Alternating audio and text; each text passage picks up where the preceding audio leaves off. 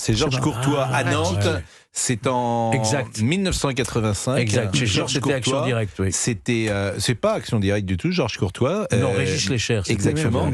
Et c'était une scène absolument extraordinaire, Incroyable. puisque c'était dans le palais de justice de Nantes. Moi, j'étais étudiant en droit, et je m'en souviens plutôt bien, parce que j'avais passé 48 heures devant le palais de justice. Je rêvais d'être journaliste. Je l'étais un petit peu déjà à Ouest France.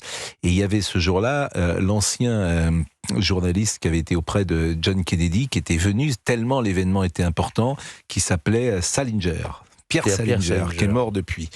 Et vous aviez devant le palais de justice le parking qui était en travaux. Et vous aviez ce Pierre Salinger au milieu des gravats avec sa petite machine à écrire, en train de raconter pour un journal quelconque quelque chose qui est unique au monde. C'est-à-dire qu'une prise d'otage d'une cour d'assises.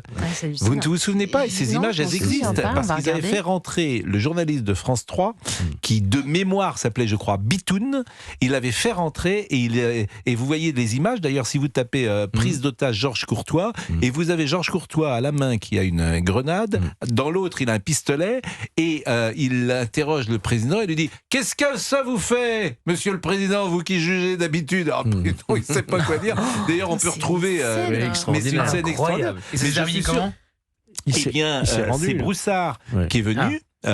Broussard qui a négocié pendant 48 heures. Je pense qu'il y avait Ange Mancini également, qu'on connaît bien, qui était donc du GIGN. Non, le patron du RAID. Du RAID, tous les deux.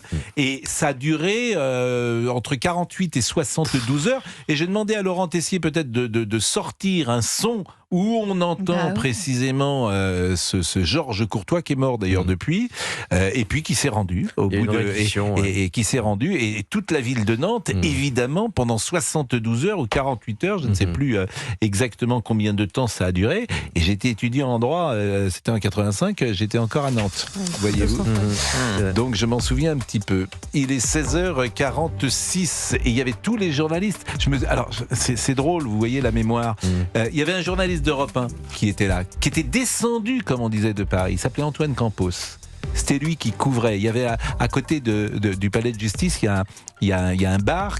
Bar un peu chic d'ailleurs qui s'appelait le Palacium, et ils avaient dormi, tout le monde était là au Palacium jusqu'à 2h, 3h du matin pour voir ce qui allait se passer. Je pense même qu'il y avait des gens qui dormaient là. Et il y avait Antoine Campos plus le correspondant permanent d'Europe 1 à l'époque, qui devait être ou François Claus, je ne sais pas qui était, ou Michel Guillet, ou François Coulon peut-être, ou François Coulon déjà, mais je suis pas sûr que ce soit François Coulon déjà en 1985. Et ça peut être Jérôme L'Enfant aussi qui était là. Donc je me souviens assez bien de cette séquence qu'on a dérivée sur une prise d'otage célèbre de Georges Courtois, et on a retrouvé l'archive où Georges Courtois interpelle le président du tribunal. La moindre tentative d'intervention de la police sera suivie d'une sanction immédiate dans la seconde qui suit.